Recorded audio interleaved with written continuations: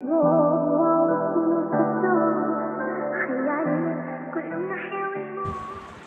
عجبوا أن جاءهم منذر منهم فقال الكافرون هذا شيء عجيب أإذا متنا وكنا ترابا ذلك رجع بعيد قد علمنا ما تنقص الأرض منهم وعندنا كتاب حفيظ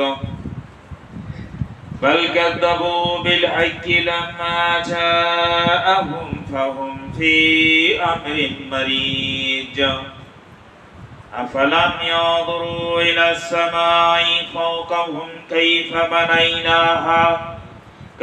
بنيناها وزيناها وما لها من فروج والأرض مددناها والطير فيها رواسي وأنبتنا فيها من كل زوج بهيج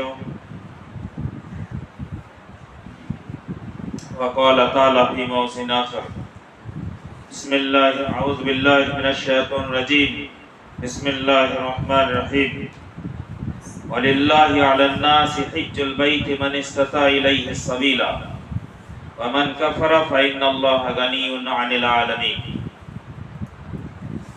وقال النبي صلى الله عليه وسلم في الحديث المبارك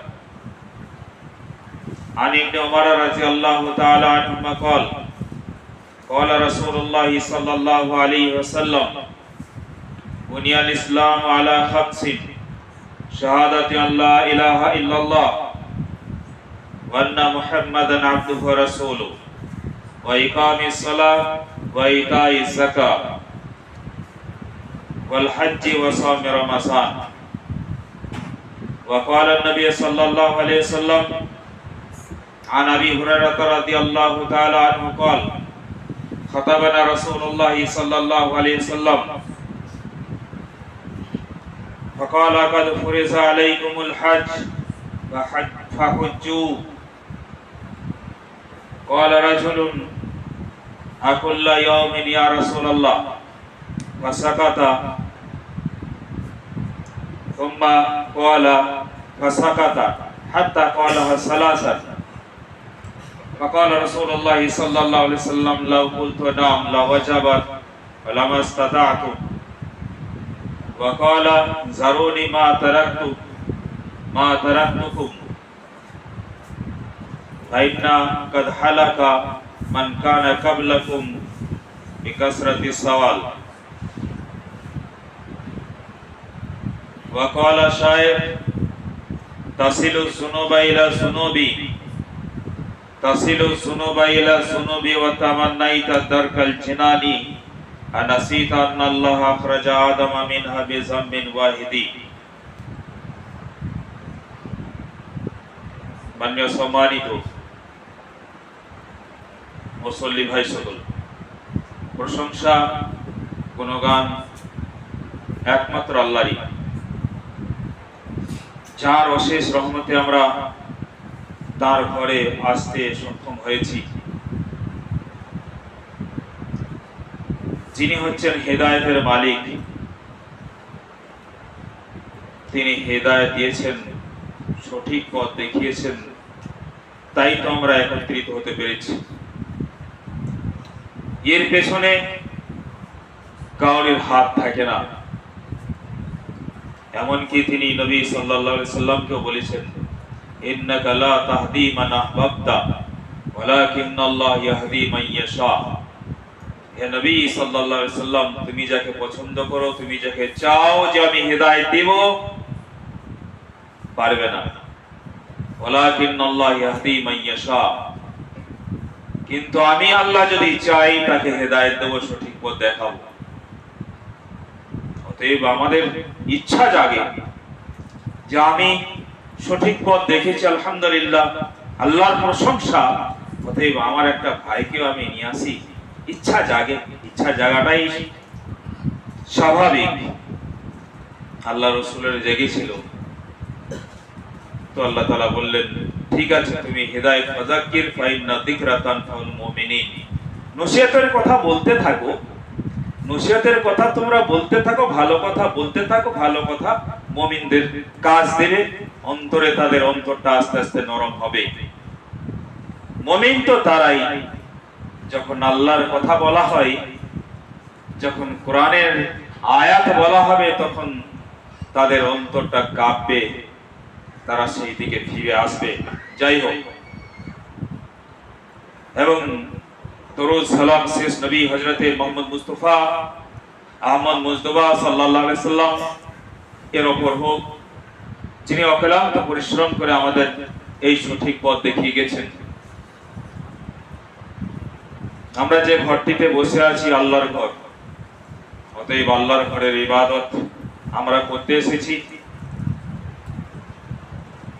আল্লাহর ঘরের যে আদব কায়দা আছে সেগুলো আমাদেরকে বজায় রাখতে হবে। তিনি বলেছেন, যখন তোমরা আল্লাহর ঘরে অর্থাৎ মসজিদে আসবে, তখন তোমরা 2 রাকাত নামাজ না পড়া পর্যন্ত বসবে না। কথা বুঝে এলো? যখন তোমরা মসজিদে আসবে, তোমাদের জন্য টাইম টেবিল নেই, যখনই আসবে তখন তোমরা 2 রাকাত নামাজ না পড়া পর্যন্ত মসজিদে বসবে না। এটা আল্লাহ রাসূলের শিক্ষা। আমাদের অনেকের অভ্যাস আছে, আগে বসবো, তারপরে আবার উঠবো, 2 রাকাত নামাজ পড়বো।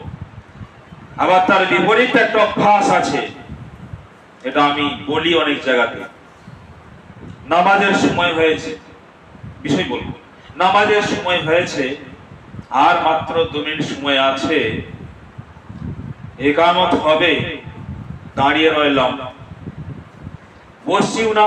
বসতে আল্লাহ রাসূল নিষেধ করেছেন, বসবো না, দাঁড়িয়ে থাকবো। দাঁড়াতে বলেছেন নাকি যে তোমরা দাঁড়িয়ে থাকবে? আল্লাহ রাসূল বলেন তোমরা আসবে, 2 রাকাত নামাজ পড়ে, তারপরে তোমরা বসবে। আল্লাহ রাসূল বলেন তো যে নামাজের সময় হয়ে যাবে, তোমরা দাঁড়িয়ে থাকবে, খবরদার। নামাজ পড়লে তোমার নামাজটা অসম্পূর্ণ হবে, অতএব নামাজেও দাঁড়াবে না, আর তুমি বসবেও না, দাঁড়িয়ে থাকবে। নাউজুবিল্লাহ। না, যদি আমি নামাজে দাঁড়িয়ে যাই, বসা তো চলবে না, দাঁড়িয়ে থাকারও কোনো প্রমাণ আমি পাইনি। নামাজে দাঁড়িয়ে যাব, দুয়ায়ে সানা পড়লাম, বা 1 রাকাত হলো বা হলো না, ইকামত হলো, আল্লাহ রাসূলের আদেশ আছে যখন ইকামত হবে তখন সমস্ত নামাজ ছেড়ে দিয়ে তোমরা ইকামতে দাঁড়িয়ে যাবে, ফরজ নামাজের জন্য দাঁড়িয়ে যাবে। অতএব ইকামত শুরু হয়ে গেল, আমি নামাজটা ছেড়ে দেব, কাতারে দাঁড়িয়ে যাব। আমি যে নিয়ত করেছিলাম, এর জন্য মহান আল্লাহ রহমান রহিম তিনি আমার 2 রাকাতের নেকি দিয়ে দিলেন। লাভ হলো না লোকসান হলো? জি, অবশ্যই লাভ হলো। আমরা অনেক সময় বুঝতে পারি না, আল্লাহ তাআলা আমাদের বোঝার তৌফিক দিন, আমিন। আজকে যে বিষয়টি আলোচনা করব, ইচ্ছা রেখেছি, সেটা হলো হজ। হজ সম্পর্কে আমাদের আলোচনাটা খুবই কম হয়। নামাজ সম্পর্কে যথেষ্ট আলোচনা হয়। রমজান মাসের আগে থেকেই শুরু হয়ে যায় রমজান সম্পর্কে। যাকাতের সেই সঙ্গে সঙ্গে যাকাতের বর্ণনা, যাকাতের বায়ানও হয়, খুতবা হয়, বক্তৃতা হয়, কিন্তু হজ সম্পর্কে আলোচনাটা খুবই কম হয়। যার জন্য আজকে আমরা পিছিয়ে গেছি হজের ব্যাপারটা নিয়ে। আসুন, এমন একটি ইবাদত, 5টা স্তম্ভের মধ্যে, ইসলামের 5টা স্তম্ভের মধ্যে একটি স্তম্ভ হলো, একটি খুঁটি হলো হজ। ইবনে ওমর রাদিয়াল্লাহু তাআলা আনহু হাদিসটা বর্ণনা করেছেন। তিনি বলেন, আল্লাহ রাসূল সাল্লাল্লাহু আলাইহি সাল্লাম বলেছেন, বুনিয়াল ইসলাম আলা খামসিন, শাহাদাতি আল্লা ইলাহা ইল্লাল্লাহ ওয়া আন্না মুহাম্মাদুর আবদুহু ওয়া রাসূলুহু। ইসলামের স্তম্ভ হলো 5টি। 1 নম্বর হলো সাক্ষী দেওয়া যে আল্লাহ ছাড়া আর কোনো উপাস্য নেই, আল্লাহ ছাড়া কাউরির দরবারে মাথা নত করা যাবে না,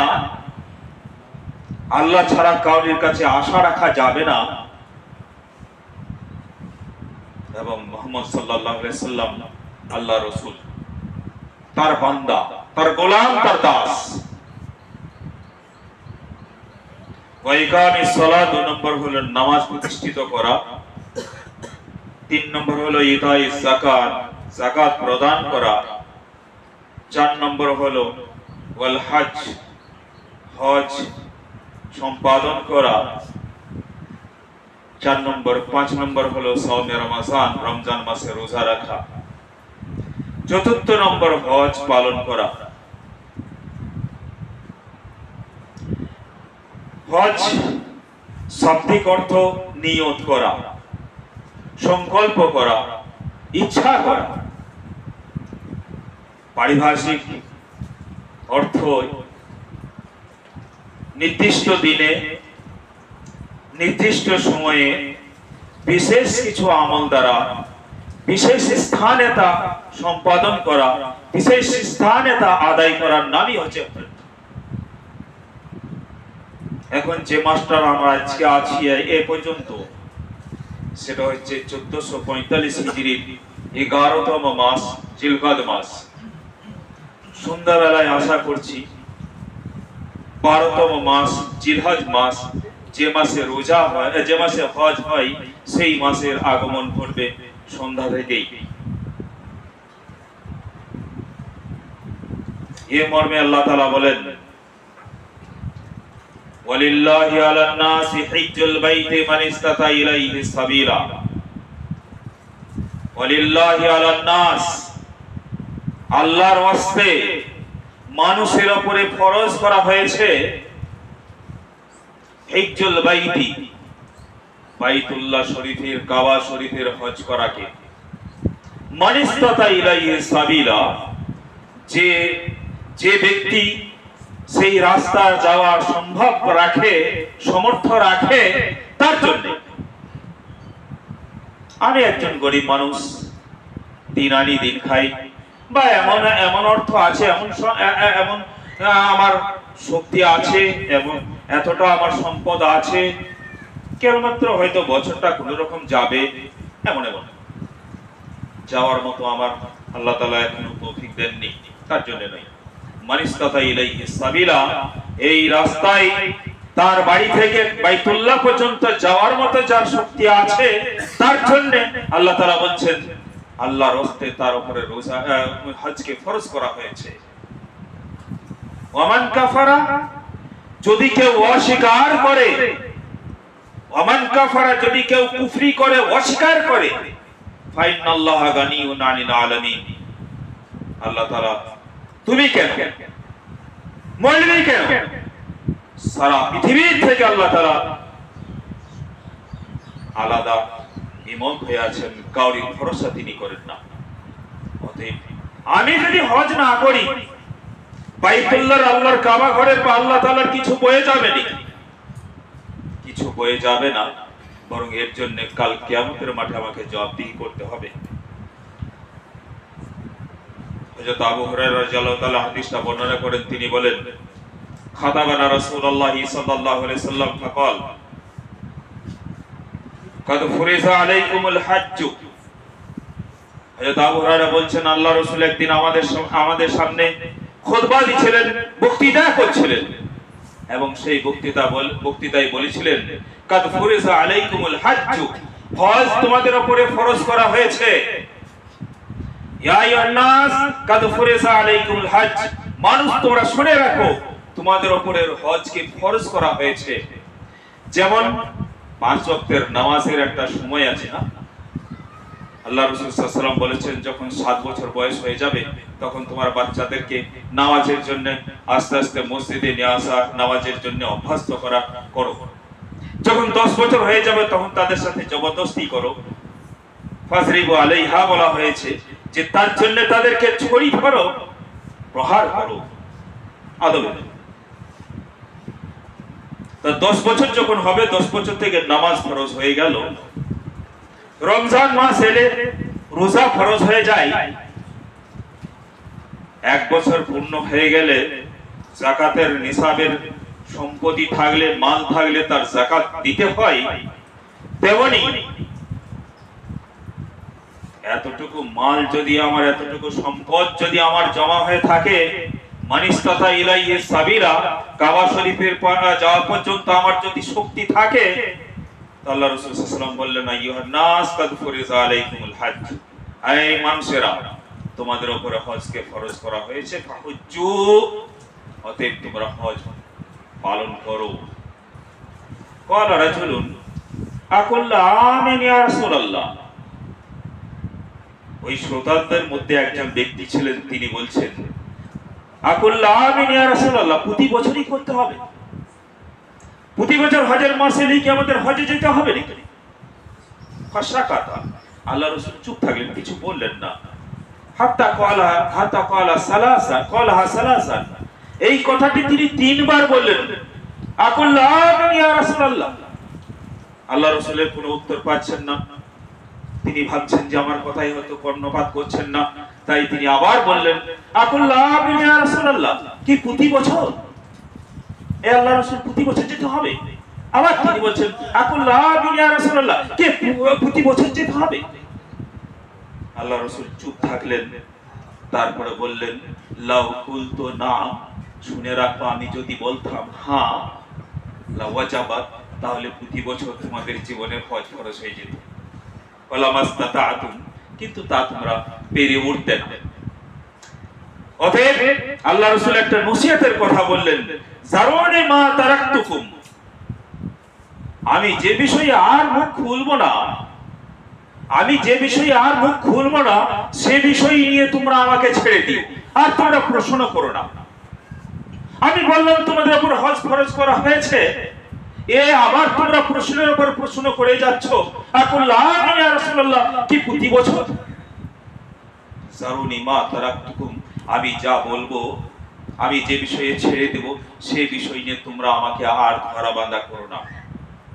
কাদ হালাকা মান কানা ক্বাবলাকুম, তোমাদের পূর্বে যারা ছিল তারা এই জন্যই ধ্বংস হয়েছে, বেকাসরাতে সাওয়ালিহিম, তাদের অধিক প্রশ্নের জন্য, তাদের নবীদেরকে অধিক প্রশ্নের জন্য তারা হালাক হয়েছে, বরবাদ হয়েছে, আর আমল করার মতো তাদের শক্তি হয়নি। অতএব তোমরাও আমাকে এইভাবে আর প্রশ্ন করো না। দ্বিতীয় হাদিস, হযরত আলী রাদিয়াল্লাহু তাআলা হাদিসটা বর্ণনা করেন, তিনি বলেন, হাদিসগুলো বুখারী মুসলিমে রয়েছে, আমি কিন্তু মিশকাত থেকে দেখে এসে বলছি। মিশকাতের 221-22 পৃষ্ঠায় রয়েছে, সংকলন হাদিস মিশকাত, সেখান থেকে দেখে বলছি। হযরত আলী রাদিয়াল্লাহু তাআলা হাদিসটা বর্ণনা করছেন, তিনি বলেন, আল্লাহ রাসূল সাল্লাল্লাহু আলাইহি ওয়াসাল্লাম বলেছেন, মান কানা লাহু, আল্লাহ রাসূল বলছেন, যার শক্তি হয়ে যাবে,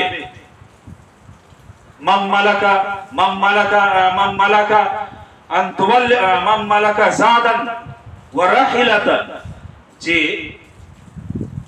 পথে যাওয়ার জন্য যে সমস্ত খাবারটা লাগবে এবং পথের খরচের জন্য যে পয়সাটা লাগবে, মাম্মালাকা জাদান ওয়া রাহিলাতান, যে সওয়ারি বা এখন ট্রেন, বাস, এরোপ্লেনের যে খরচটা, সেই খরচটা যার কাছে থাকবে, তুবাল্লিগহু ইলা বাইতুল্লাহ, যে পয়সাটা তাকে বাইতুল্লাহ পর্যন্ত, কাবা শরীফ পর্যন্ত পৌঁছে দিবে, ওয়ালাম ইয়াহুজ্জা, তারপরে সে হজ করলো না,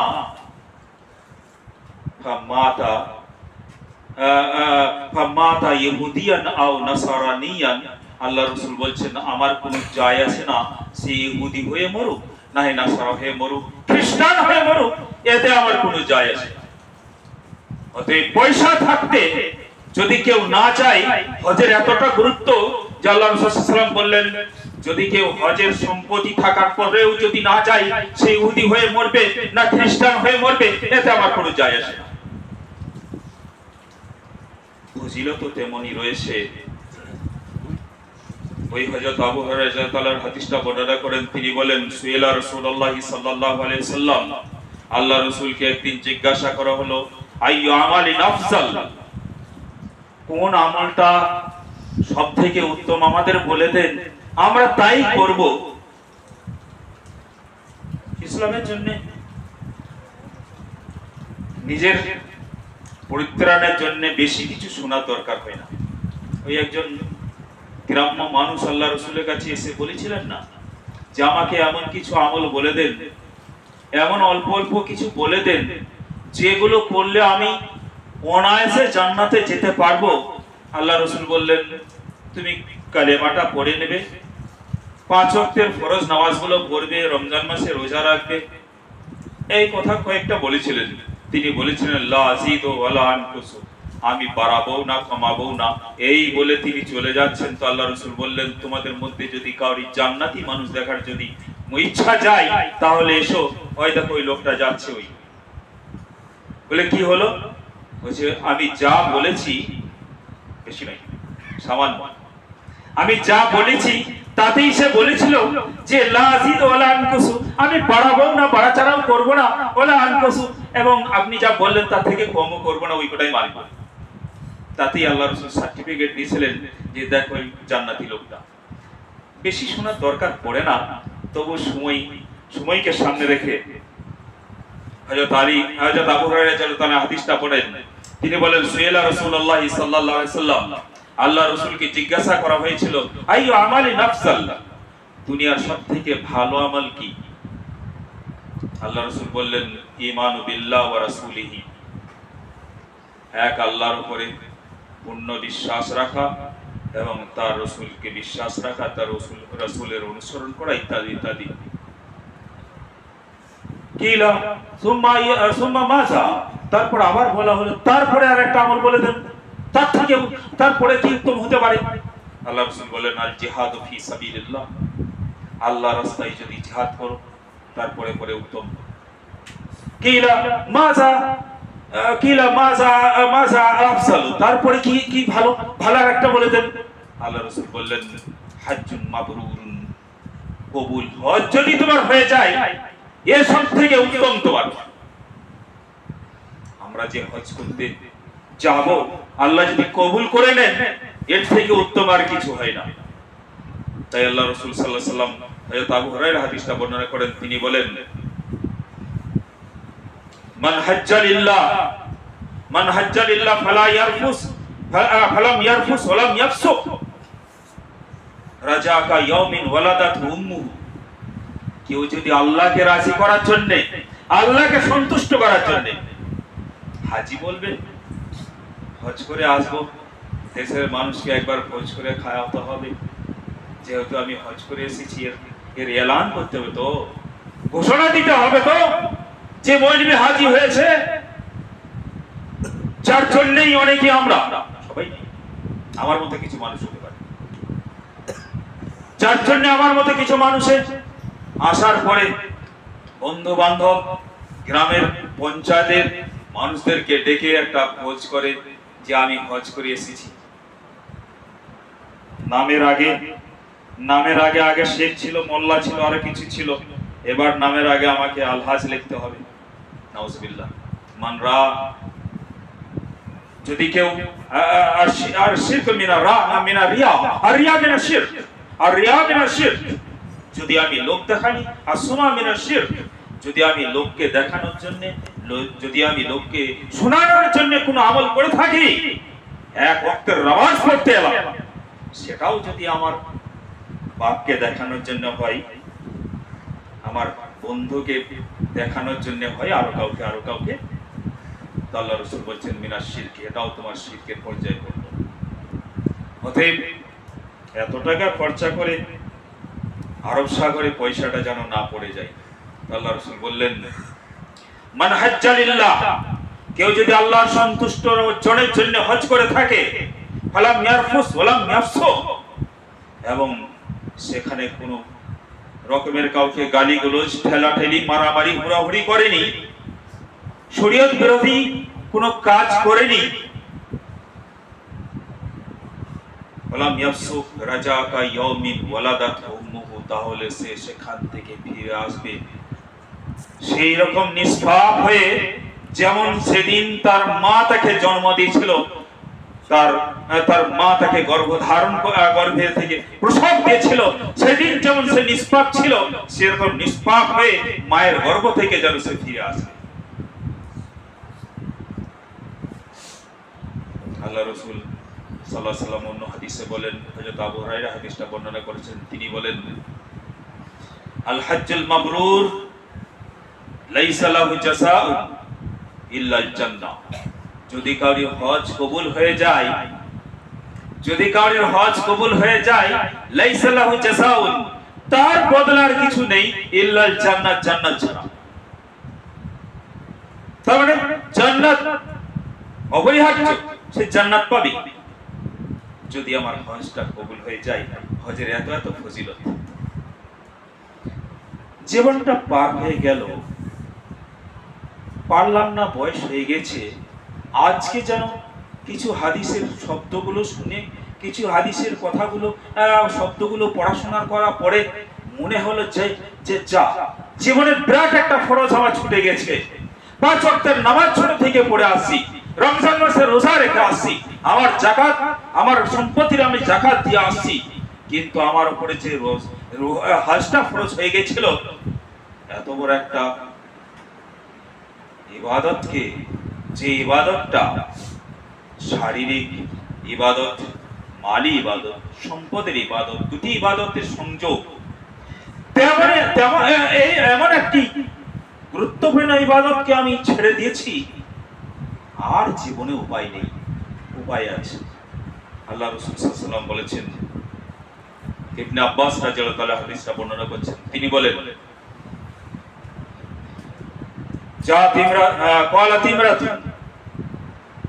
একটি মেয়ে বলল, মিন খাসআমা, খাসআমা গোত্রের, খাসআমা বংশের একটা মেয়ে বলেছিল, ইন্না ফারিজাতান আলাল ইবাদ ফিল হজ। হজ সম্পর্কে বান্দাদের উপরে অনেক ফরজ হয়েছে, কঠিন ফরজ। ওয়া ইন্না আবি লাশাইখুন কাবীর, আর আমার বাপের বয়স অনেক হয়ে গেছে। বাপের মালের সম্পত্তির দিকে তাকিয়ে আছে, বাপের সম্পত্তির দিকে তাকিয়ে আছে। বাপ যে বিল্ডিং করে দিয়েছে, বাপ যে বিল্ডিং তৈরি করেছেন, বাপ যে জমি সম্পত্তি দিয়ে করে গেছেন বা করেছেন, তার দিকে তাকিয়ে আছি। কিন্তু বাপের যে একটা ফরজ আদায় হয়নি, বাপও জানতো না অজ্ঞতা অবস্থায়, আমিও জানতাম না, এতদিনে জানতে পারলাম। বাপের এখন বয়স হয়েছে, সম্পত্তির মালিক ঠিকই, কিন্তু এমন বয়স হয়েছে, মান যাদা ইলা মালাকা যাদান ওয়া রাহিলাতান, আর সে যাওয়ার মতো শক্তি রাখে না, পায়ের শক্তি নেই। এইরকম একটা মেয়ে উঠে দাঁড়িয়ে বলেছিলেন আল্লাহ রাসূলকে যে হজ তো একটা ফরজ, বান্দাদের উপরে ফরজ জিনিস, আর আমি আমার বাপকে দেখছি শাইখান কাবীরা, বড় বয়স হয়ে গেছে, একবারে বার্ধক্য অবস্থায় চলে গেছে।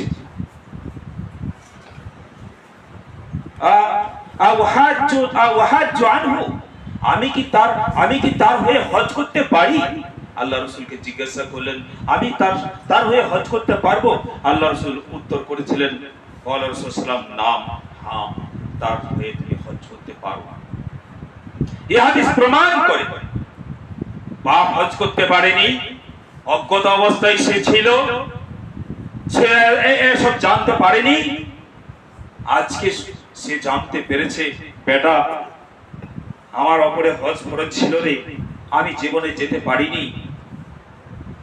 আমার মতো লোক হলে বলবে, যাওনি তো কি হবে, ছেড়ে দাও, আর 2 দিন পরে মরে যাবে, কেমন করে যাবে? আর হাদিস প্রমাণ করে মেয়েটা বলেছিলেন যে আমি কি, আমার বাপ বার্ধক্য অবস্থায় চলে গেছে, আমি তার হয়ে হজ করতে পারি? আল্লাহ রাসূল সাল্লাল্লাহু আলাইহি ওয়াসাল্লাম বললেন, না, হ্যাঁ, অবশ্যই তুমি করতে পারো। তেমনি রাবীর নাম বললাম, আল্লাহ রাসূল সাল্লাল্লাহু আলাইহি ওয়াসাল্লামের কাছে আতা রাজুলুন নবী সাল্লাল্লাহু আলাইহি ওয়াসাল্লাম, নবী সাল্লাল্লাহু আলাইহি ওয়াসাল্লামের কাছে এক ব্যক্তি এলেন।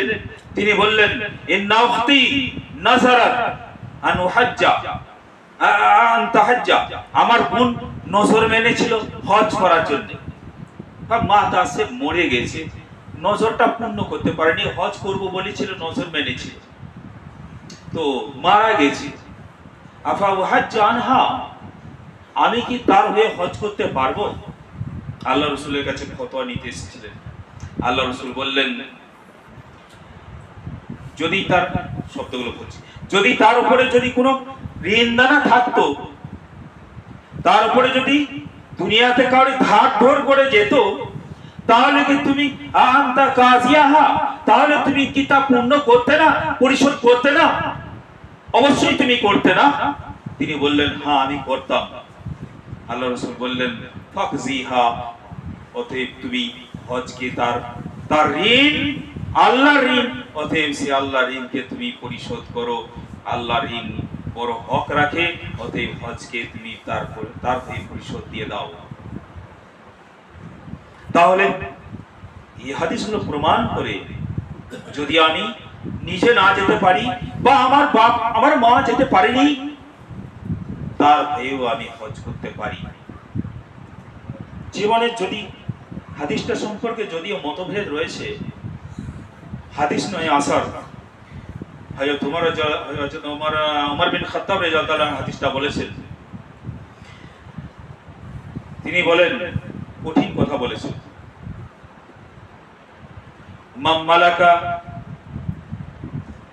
মাম্মালাকা সাদান ওয়ারা ইন্নিকা দাহমান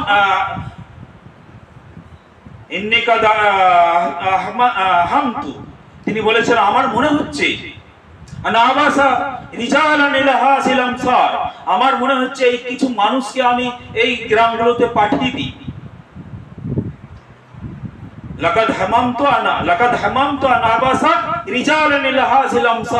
আমার মনে মনে হচ্ছে কিছু মানুষকে এই গ্রামগঞ্জে পাঠিয়ে দিই, ফায়ানসুরু, এবং তারা দেখুক, মান কানা লাহু জিদ্দাতুন ওয়ালাম ইয়াহুজ্জা, যার শক্তি আছে অথচ হজ করেনি, এইরকম মানুষগুলো সে লিস্ট করে নিয়ে আসুক। ফায়াসরিবু আলাইহিমুল জিজিয়া, এবং তাদের উপরে যেন ট্যাক্স চাপিয়ে দিয়ে আসে। তারা যাবে গ্রামগঞ্জে গিয়ে মানুষগুলোকে দেখবে, মান কানা লাহু জিদ্দাতুন, শক্তি আছে হজ করার অথচ হজ করেনি, ফায়াসরিবু আলাইহিমুল জিজিয়া, তাদের উপরে যেন ট্যাক্স চাপিয়ে দিয়ে আসে। ইসলামী রাষ্ট্রে তারা বাস করতেন, যারা মুসলমান তারা যাকাত দিতেন, যারা তখনও পর্যন্ত ঈমান নিয়ে আসেনি তাদেরকে ট্যাক্স দিয়ে বাস করতে হতো, কারণ রাষ্ট্রের খরচ, রাষ্ট্র চালাতে গিয়ে খরচ হতো। সেই খরচের জন্য আমাদের যেমনি পঞ্চায়েত রয়েছে, তো নবী সাল্লাল্লাহু আলাইহি ওয়াসাল্লামের হযরত ওমর রাদিয়াল্লাহু আনহু সিস্টেম ছিল, যদি কেউ ইসলাম গ্রহণ করে তার মাল সম্পদের জন্য যাকাত, ওসর যাকাত লাগবে, তা রাষ্ট্রে জমা হবে এবং তা দিয়ে রাষ্ট্রের খরচপাতি হতো। আর ওরে কি মজা করে খাবে, যারা এখনো পর্যন্ত ঈমান নিয়ে আসেনি, তারা কি সুবিধাগুলো ভোগ করবে, রাস্তাঘাটে চলবে, তারা সেই সুবিধাগুলো ভোগ করবে, তাদের জন্য ছিল ট্যাক্স। তো হযরত ওমর বিন খাত্তাব রাদিয়াল্লাহু আনহু বলেছিলেন যে আমার মনে হচ্ছে কিছু মানুষকে পাঠিয়ে দিয়ে এই গ্রামগুলোতে, আর তারা দেখে আসুক যার শক্তি হয়েছে অথচ হজ করেনি, তার উপরে যেন ট্যাক্স চাপিয়ে দেয়। ওমা হুম বিমুসলিমিন, কারণ তারা মুসলমান নয়। তোমার বলার বক্তব্য আমি প্রথমেই বলেছি, অনেক কথা শোনার দরকার পড়ে না। জীবনের পরিবর্তনের জন্য একটা কথাই আমার যথেষ্ট, যদি আমি আমল করতে পারি। আর যদি আমল না করি, শত কথাও আমার কোনো কাজে দিবে না। দুঃখ নেবেন না, আল্লাহ রাসূল যেমন কড়া ভাষায় বলেছেন, সাহাবারা যেমন কড়া ভাষায় বলেছেন, সেই কড়া ভাষাতেই বললাম। যেমন যে ভাষাতে তারা বলেছেন মা হুম বেমুসলিমিন, তারা মুসলমান নয়, আমার কথা নয়, হযরত ওমর রাদিয়াল্লাহু আনহু বলেছেন। অতএব জানি না আমাদের মধ্যে কাকে আল্লাহ তাআলা এই সৌভাগ্য দিয়েছেন, রাস্তার খরচ কাকে আল্লাহ তাআলা দিয়েছেন। যদি আল্লাহ তাআলা দিয়ে থাকেন তাহলে অবশ্যই তা সম্পাদন করব। আল্লাহ রাসূল সাল্লাল্লাহু আলাইহি ওয়াসাল্লাম বলেছেন, মান আরাদাল হজ্জা ফালিওয়াজ্জিব, কেউ যদি হজ করার মনস্থির করো, হজ করব করে বসে থেকো না, কারণ তোমার সম্পদটা কবে নষ্ট হয়ে যাবে, কবে চোরে এসে নিয়ে চলে যাবে, কবে ব্যাংকটা বন্ধ হয়ে যাবে, আরো কিছু কবে তুমি হয়তো হালাক হয়ে যাবে, আল্লাহ না করুক। তো তোমার জীবনের যে ফরজটা ছিল, ফরজ হয়েছিল না, আমার জোহরের সময় হয়ে গেছে, নামাজ পড়তে পারছি না, কোনো একটা জন্য আমি বাধাতে পড়ে আছি, কোনো একটা জিনিসে বাধাতে পড়ে আছি। 12:30 জোহর, 12:30 পড়তে পারলাম না, 1টায় পড়তে পারলাম না, 1:30 পড়তে পারলাম না, আমার ফরজটা থেকে গেল না। সেটা আমি 2টোর সময় আদায় করছি বা আসরের সময় কাজা করছি। যদি আমি আসরের সময় কাজাটা না পড়ি, মাগরিব সময় পড়তে যাই, আর আল্লাহ যদি বলেন মৌলবি তোর হায়াত আর শেষ, তাহলে আমার ফরজটা থেকে গেল, ফরজ নামাজটা। তো আমি যদি আমার জীবনে যদি হজটা ফরজ হয়ে থাকে আর আমি যদি তা পালন না করি, সামনে বছর যাব, তারপরে বছর যাব, বেটার বিয়ে বিটিটা বিদায় হয়ে যাক, আরো বাড়িটা করে নিই, তারপর এই করতে করতে আল্লাহ বলছেন তোর ডেট ওভার। অতএব চল, মান আরাদাল হজ্জা ফালিউআজ্জিল, কেউ যদি হজের মনস্থির করো, কেউ যদি হজে যাব মনে করো, তোমার যদি সম্পত্তি হয়ে যায় ফালিউআজ্জিল, তাহলে তুমি যেন তাড়াতাড়ি করে নিও, কারণ তুমি জানো না কবে তোমার কি হয়ে যাবে। আল্লাহ তাআলা আমাদের তৌফিক দেন। ওয়া মা আলাইনা ইল্লাল বালাগ।